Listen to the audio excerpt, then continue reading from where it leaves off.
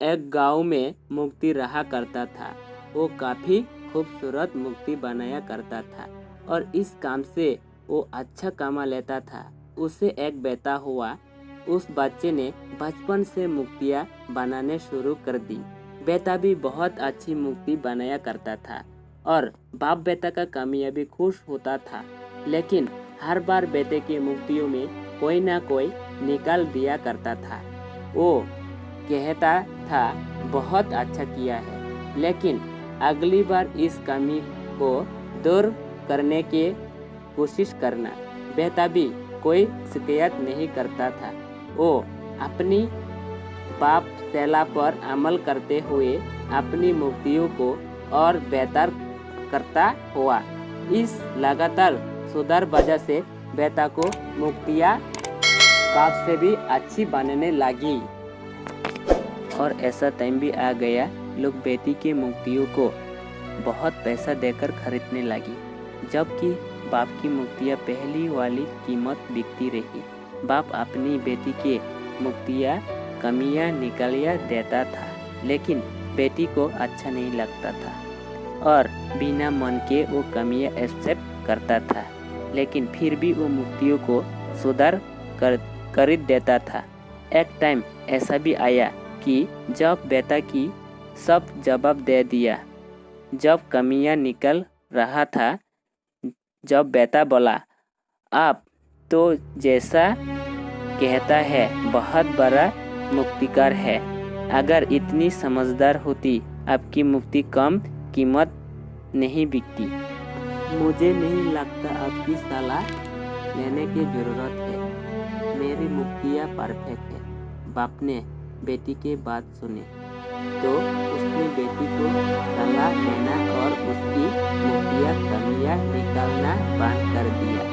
कुछ महीने और लड़का खुश रहा, लेकिन फिर नोटिस किया लोग उसकी मूर्तियाँ उतनी तारीफ नहीं करते जितनी पहले किया करते थे और उसकी मूर्तियों की दाम बढ़ना बंद हो गई। शुरू में तो बेटी को कुछ समझ नहीं आया, लेकिन फिर वो अपनी बाप के पास गया और उसे समस्या के बारे में बताया।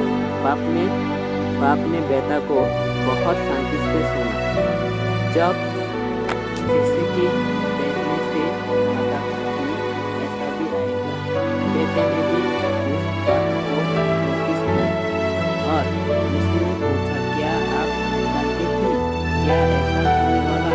बाप ने बोला, क्योंकि आज से कोई साल पहले मैं भी इस रास्ते तक गया था। बेटे ने सवाल किया, तो तुम रात में समझे क्यों नहीं? बाप ने जवाब दिया, क्योंकि तुम समझने नहीं चाहते। मैं जानता हूँ तुम्हारी अच्छा मूर्तियों में नहीं बनता। ये भी हो सकता है कि मूर्तियाँ बारी में सलाह गलत हो और ऐसा भी नहीं हो मेरा सलाह की वजह से कभी तुम्हारी मूर्ति बेहतर बनी हूँ।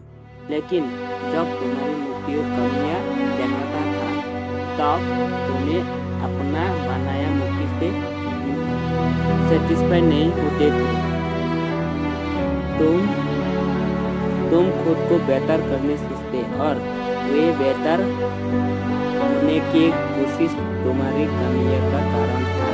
लेकिन तुम्हारे जिस काम से सेटिस्फाई हो गए और तुमने ये भी माना गई और बेहतर